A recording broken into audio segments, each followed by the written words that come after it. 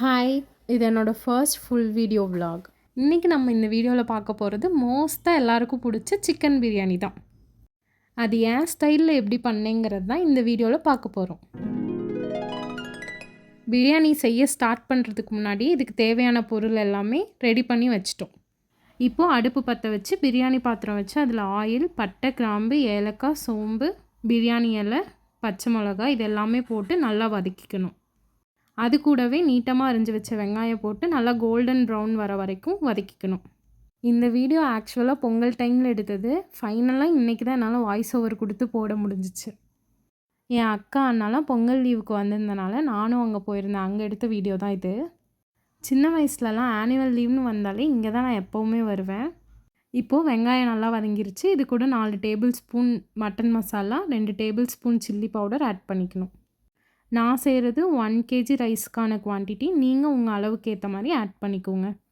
இது கூடவே 2 medium size தக்காளி ஆட் பண்ணிக்கிட்டேன்.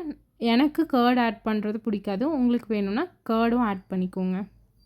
இதில் கர்ட் ஆட் பண்ணனாலும் டேஸ்ட் நல்லாயிருக்கும். அப்புறம் சிக்கன் ஆட் பண்ணி ஒரு 5 மினிட்ஸ் மூடி வச்சிடணும். சின்ன வயசுலலாம் நானும் என் அக்காவும் எதுக்கு எடுத்தாலும் சண்டை போட்டுப்போம். ஆனால் ஒரு ஏஜ்க்கு அப்புறம் நம்மளோட ஒரு காசிப் பார்ட்னராகவே அவங்க மாறிடுறாங்கல்ல.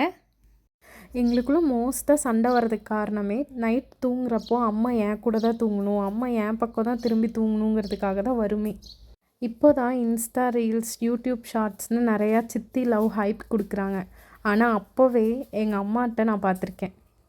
ஏன்னா எங்கள் அம்மாவுக்கு எங்களை விட அக்கா பசங்க மேலே தான் ரொம்ப பாசம் அதிகம். என் அக்கா மட்டும் ஹாஸ்டல்லேருந்து வரேன்னு கால் பண்ணிட்டாங்கன்னா போதும், உப்புட்டு, ரவா லட்டு, பொடி, தக்காளி தொக்குன்னு விதவிதமாக செய்வாங்க. எங்கள் அம்மாவுக்கு அவ்வளோ செய்ய தெரியுங்கிறது எனக்கு அப்போ தான் தெரியும்.